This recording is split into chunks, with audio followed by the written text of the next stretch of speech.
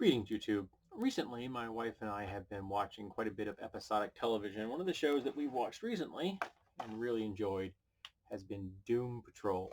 And I'm going to do a video on Doom Patrol proper. But today's video is about, from the title will tell you, no capes. You'll notice how these people are dressed. And whether you want to call them heroes or not is up to you, because they certainly don't think of themselves as that, at least in the beginning of the series, beginning of the season. Maybe by the end they do. Um, they're not dressed like spandex wearing undies on the outside superheroes. And after we watch this, I can't watch more than like 2 episodes of a show in a row, with the exception being like Brooklyn Nine-Nine or The Good Place. And I'm waiting for The Good Place to come in the last season. I haven't got it yet. It's on order. And I've gotten up through season 6, I think, of the Brooklyn Nine-Nine and enjoyed it thoroughly. But I can't usually watch more than 2 episodes. So I'll watch 2 episodes of this, and I'll watch 2 episodes of something else, and maybe a movie in an evening at home on a Friday or Saturday night. And I've been watching a bunch of Star Trek. I've watched Enterprise and Discovery. Once in a while, I've been watching some of the episodes of the animated series. So, kind of mixing it up. So when we got done with this, I was still kind of in a superhero vibe. So I picked up Titans, also from DC. Because I have a real love of the character of Changeling. The other members of the Titans, or the Teen Titans, when I was really introduced to them originally, particularly the Perez era. I love that art style. They were the classic superheroes. So it was more of the capes and the flamboyant costumes and stuff. It really doesn't make any sense. Like Hawkeye, when he was originally a character, he wore purple with this mask with big cat eye points. I mean, it was dumb. So many of the heroes have just absurd costumes, and it was just what it was for the era. But this is set in the modern world, and they dress like just people, eccentric people. I mean, admittedly, Larry dresses like a World War I flying ace. Rita dresses as a vintage person, but I met people in the real world that dress vintage just as that's what they do. They dress vintage every single day of their lives. So that's not that bizarre. Um, Jane dresses like a leather jacket wearing punk. Um, so does Cliff for the most part. He's just a big metal dude who wears band t-shirts and a leather jacket. And Vic wears tracksuits, because tracksuits fit really well over his cybernetic enhancements, which are very bulky and oddly shaped. So it makes all of these things make perfect sense. And of course, Niles just dresses like he's still living in the 19th century. Because I haven't explained why Niles is so old yet. He keeps talking about wanting to be immortal, but the dude's really old, and yet he's still trying to be more immortal.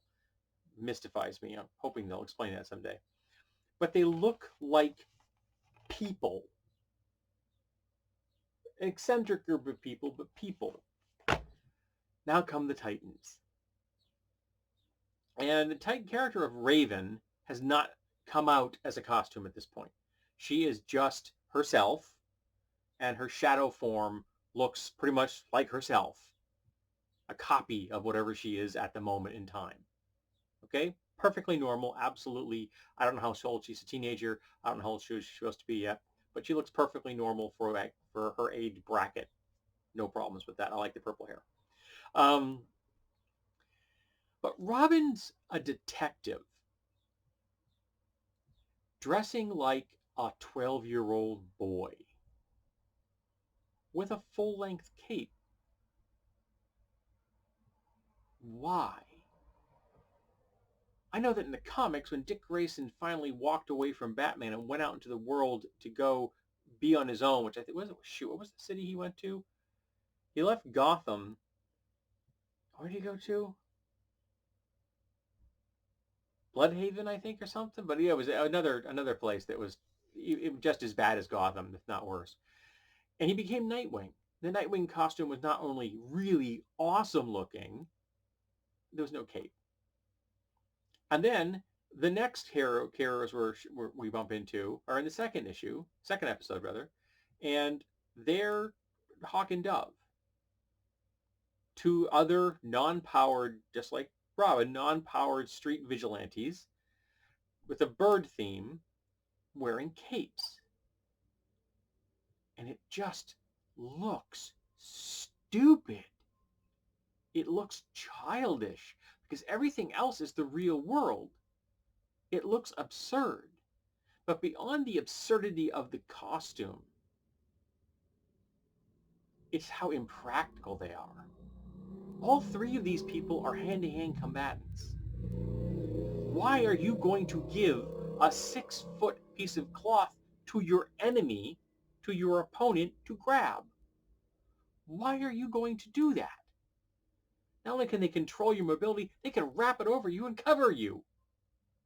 I mean, the character of Dove, whose name I can't remember, has this wonderfully thick Elsa type of braid. It looks wonderfully. She's an attractive human. But the braid alone is bad for a hand-to-hand combatant. That's just asking to have someone grab that thing and control your motion, break your combat rhythm, and kill you. I'm looking at these folks, and then I'm looking at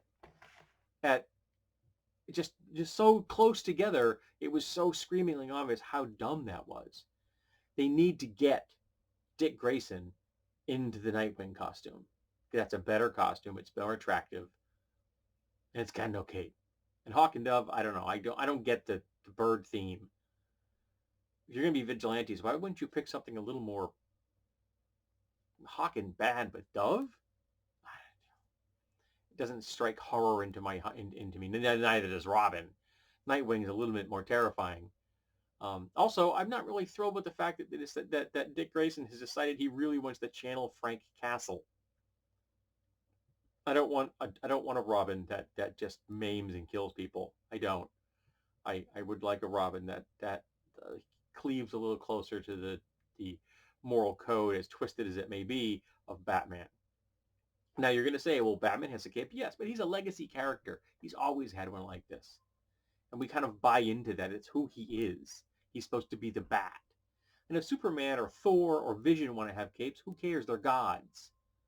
Gods aren't going to be in... I mean, somebody grabs Superman's cape. What are they going to do? Swing on it? They're not going to hurt him. Same thing with Thor or Vision. That for them, the capes are just fashion. But if you're a non-powered hand-to-hand combatant, wearing a cape is a suicide pact. You've decided you're just going to let your opponent control your motion and kill you. It's just silly. And I was struck by the absurdity of it, having watched this so close to having watched Doom Patrol and Titan so close together. So yeah, thoroughly disappointed with Titan so far. I've only watched 2 episodes. I'm gonna see if I can power my way through the first season. I don't imagine I'll want to pick up the second because I want to see more Changeling. I really like Gar. I think he's a cool character. Though apparently in this version of the Gar, he's not a rich kid. He's broken into a video store to steal a video game while in the form of a tiger. And his shape-changing ability is more werewolf speed than it used to be in the comics. In the comics, he could like change shape in a second. He could be a monkey, then he'd swing off, fly into the air, and turn to a bird and swoop away. You know, he was super fast, and I thought that was cool. But now he's more werewolf speed, a lot slower, and I don't know how many forms he has because at different points in his career, it's been different degrees of animals he can control. Real world animals, any animal that's ever existed, or any animal that in the entire universe. So there have been different categories of his power. Um, so let's talk about costumes. Do you think capes are absurd? Do you buy them for like a setting that is like, I don't mind it in Sky High because that's a comedy and it's a satire of superhero comics. You know what I mean? And maybe in The Boys, it's similarly I could tolerate. I haven't seen that yet. I heard it's pretty good. But I'm looking at the real world. I want costumes that make sense. Like the Incredibles have better costumes. No capes. Edna's right. No capes. Because they're absurd. Now, Dove and Hawk and Robin are not very likely to get sucked into a jet engine, but they are very likely to get themselves killed because they gave their opponent a 6-foot flag to grab and swing them around with until they're a dead cat.